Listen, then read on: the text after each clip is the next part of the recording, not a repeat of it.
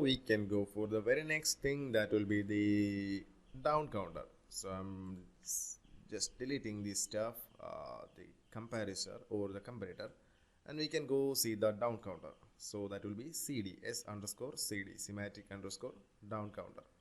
So simply I switch it to down counter and we can examine that first.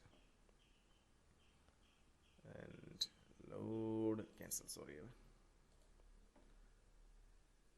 load it, and going to runtime, and you can see I'm going to run this stuff. I'm going to see here, you can see it is in the previous counter, it is CU, that means the up counting bit. Here I pulsing it, you can see it's the down counting bit. It's actually down counting from 5 to 0. It comes to 0. After 0 there is no down counting, it's still holding at 0, no negative values coming. See, I'm still pulsing it and no output. So that is the down count. So why in the startup, if you have the counter value 0, that's why we are using the set bit i0.1. That set bit will help you to keep your memory word or keep your accumulator of the value, accumulator value of the counter or the count value of the counter to 5.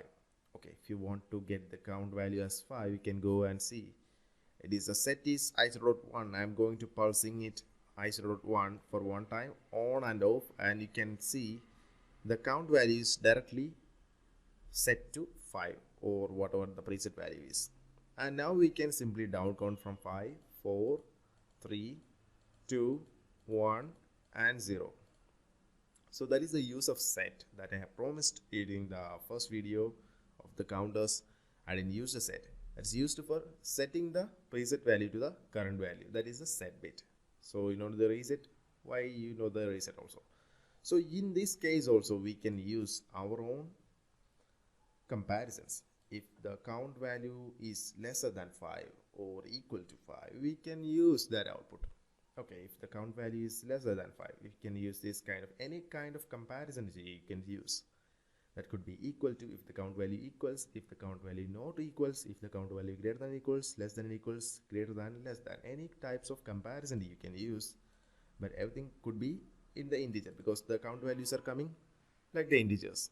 So MW0, that will be the input for that. That will be less than 5. If the count value is lesser than 5, we will still getting the output. So we can see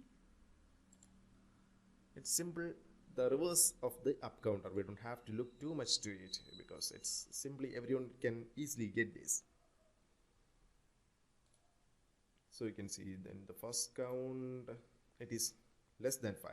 See, the count value is less than 5. So I'm going to hit the set bit i0.1 for fixing for the down counting application.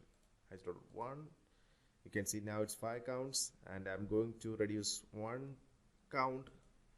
See, we are getting the output because now the current value is 4, which is less than 5.